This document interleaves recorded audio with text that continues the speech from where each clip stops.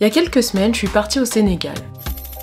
J'y suis restée pendant 3 semaines, mais j'ai jamais vraiment reparlé de mon voyage. Aujourd'hui, je vais vous expliquer qu'est-ce qui s'est passé là-bas, pourquoi je suis partie et tout simplement tout vous raconter.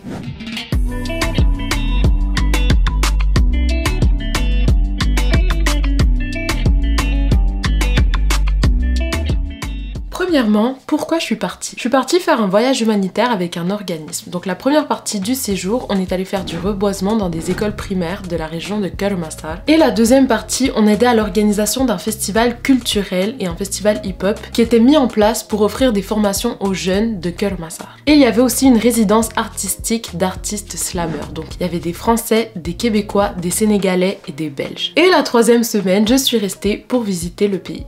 La première semaine, on était une équipe de 4 bénévoles avec toute une équipe de Sénégalais qui coordonnait le tout pour le projet de reboisement. Donc quand on est allé planter les arbres, on allait dans des écoles primaires. Donc on a pu vraiment voir les élèves, interagir avec eux. On est allé dans les classes, faire des quiz et on distribuait des surprises aux gagnants. Avant de partir, j'avais acheté plein de trucs pour les enfants et j'avais rempli une valise complète juste avec des cadeaux. Du coup, on a pu distribuer tout ça, ils étaient trop contents. Je pense que c'était un de mes moments préférés parce que j'adore les enfants, donc pouvoir interagir avec eux, voir leur sourire, leur joie, ça me remplissait le cœur. Et j'aurais tellement voulu pouvoir faire plus, donner plus, mais j'espère au moins que ça a pu faire une mini différence. Et pour la deuxième semaine, il y a des nouvelles personnes qui sont arrivées, donc les artistes slameurs. Donc il y avait plein de gens qui faisaient la résidence de slam, ils étaient une quinzaine. Et parmi ces gens, il y en avait qui donnaient des formations pendant la partie festival. Donc il y avait des formations de DJ, de danse, de graphisme, de photographie, de slam, bref, il y avait plein de trucs. Est-ce que c'est vrai que les Sénégalais sont accueillants? Oui, les Sénégalais sont très accueillants. L'équipe qui nous encadrait, nous les bénévoles, était géniale. On est tous devenus amis, on se faisait des blagues, ils nous apprenaient le Wolof, moi je leur apprenais le québécois. L'équipe comptait une dizaine de Sénégalais de 15 ans à genre 40 ans. On dînait tous ensemble, on se voyait pratiquement chaque jour, on s'entendait trop bien. Bref, ils vont vraiment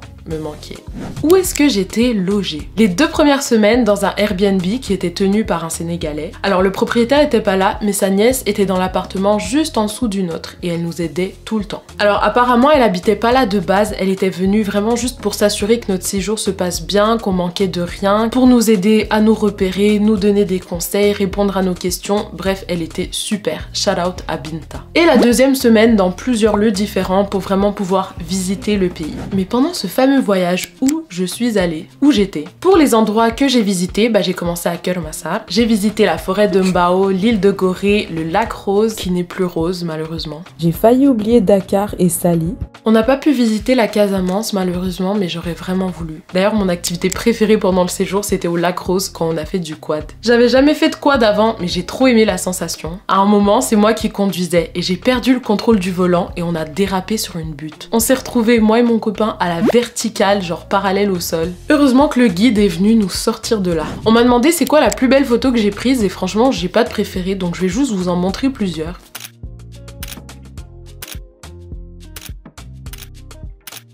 Et voici quelques petites photos de moi.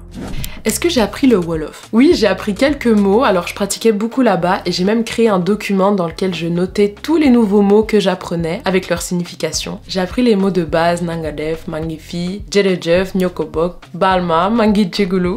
Désolée pour ma prononciation, je suis débutante. Mon mot préféré que je répétais pendant tout le séjour, c'est Garap Bundao. Ça veut dire petit arbre et j'aime trop la prononciation. Et d'autres mots comme Damarif, Basuba, Djadjef, etc.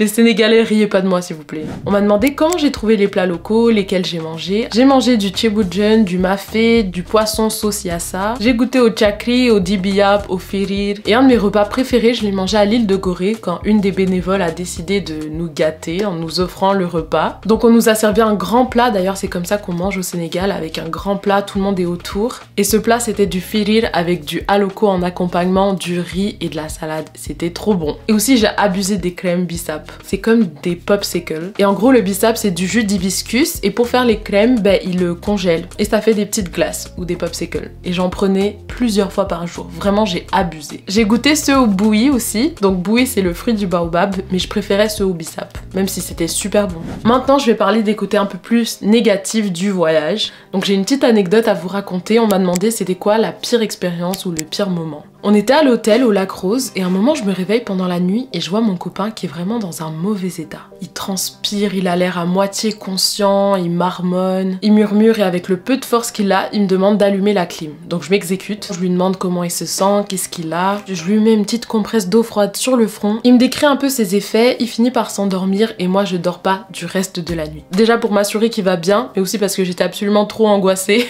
Le lendemain, je vais voir le monsieur de l'hôtel, je lui explique la situation et je lui demande des conseils. Il voit que je suis toute agitée, toute angoissée, il me répond vite fait et après il décide que c'est le moment parfait pour me présenter les voyages en pirogue qu'il offre. Il commence à me dire, saviez-vous qu'il y a la possibilité de faire des voyages en pirogue sur le lac Rose? On vous racontera l'histoire du lac et on vous expliquera pourquoi il n'est plus rose. Il y a aussi la possibilité de faire des voyages à dos de dromadaire. Et là je me dis, mais c'est pas vrai, c'est pas possible. C'est une blague. Mon copain est en train de die dans la chambre d'hôtel et toi tu me parles de pirogue. Et là je me disais dans ma tête, mais je m'incruste de sa pirogue puis de son dromadaire?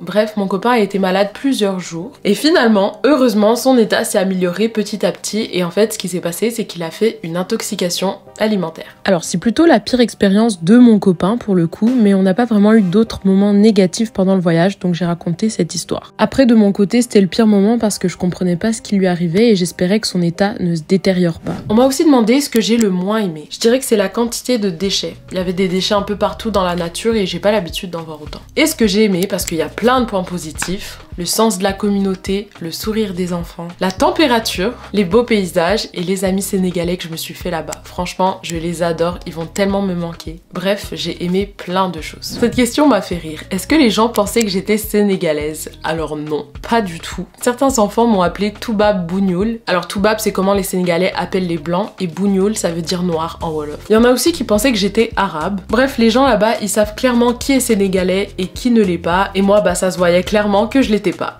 Comment je me déplaçais? Donc il y a plusieurs moyens de transport. Moi je me déplaçais majoritairement en vert blanc. C'est comme un tout petit van qui prend à peu près 7 personnes, plus le conducteur et la voiture est verte et blanche. C'est pour ça que ça s'appelle un vert blanc. Sinon se déplacer aussi en car rapide, c'est comme un grand bus tout décoré, c'est trop beau. Et aussi en Yango. C'est une application un peu comme Uber où tu peux trouver un conducteur. Ce qui m'a le plus surpris. Alors je sais pas si c'est le truc qui m'a le plus surpris, mais en tout cas j'en avais pas l'habitude. Et c'était de voir autant d'animaux différents aussi près de moi. Je m'explique. Je marchais et je voyais des vaches, des moutons, des chèvres, des chevaux qui se promenaient dans la ville et qui cohabitaient tous ensemble. Au Canada, c'est rare que tu marches en ville et que tu vois tous ces animaux. Je les vois de temps en temps, en campagne et encore, surtout quand je vais en France, et moins au Québec. Et quand j'en voyais, je prenais tout de suite une photo ou une vidéo. Et les gens devaient se dire, ah ouais, la touriste. Il y a énormément de gens qui m'avaient écrit quand j'étais au Sénégal pour me demander d'organiser un meet-up. Donc pour que les gens puissent me rencontrer et tout. Et une fois que je suis rentrée, il y en a plein qui me demandaient pourquoi j'en avais pas fait. Alors le truc, c'est que j'ai jamais vraiment organisé de rencontres abonnées, donc je sais pas comment faire. Et aussi l'emploi du temps du voyage était assez rempli, donc je sais même pas quand j'aurais pu le faire. Un autre truc qui m'a fait hésiter, c'est qu'organiser un truc comme ça, c'est un peu gênant pour moi. Parce que je trouve que ça me place dans une position de la star qui rencontre ses fans et ça me rend un peu mal à l'aise. Genre j'ai pas envie d'être perçue comme ça et j'ai envie d'un truc un peu plus organique, un peu plus naturel que moi qui dit venez me rencontrer à tel endroit, enfin je sais pas. Donc pour toutes ces raisons, j'ai pas pu en faire, mais c'est pas parce que je voulais pas. J'aurais bien aimé que ça se réalise si j'avais pu avoir un cadre ou une structure pour m'aider à réaliser tout ça.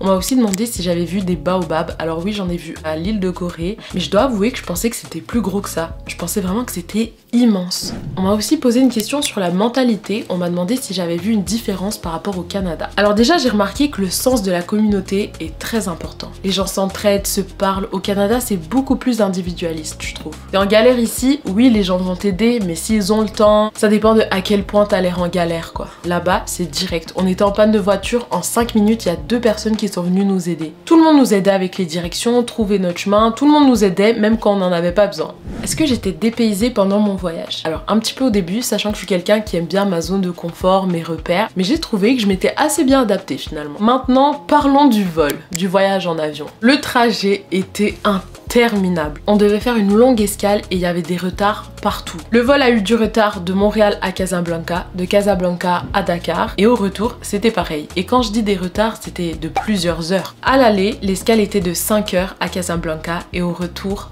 de 11 heures. Au retour, le vol pour rentrer à Montréal était à 2 heures du matin. Alors on avait une escale à Casablanca, donc autant vous dire que quand on a atterri, on était KO. On était extrêmement fatigués. De base, on voulait visiter, mais quand on a vu qu'il faisait 5 degrés et qu'on était autant fatigués, on a opté pour une petite sieste pas très confortable.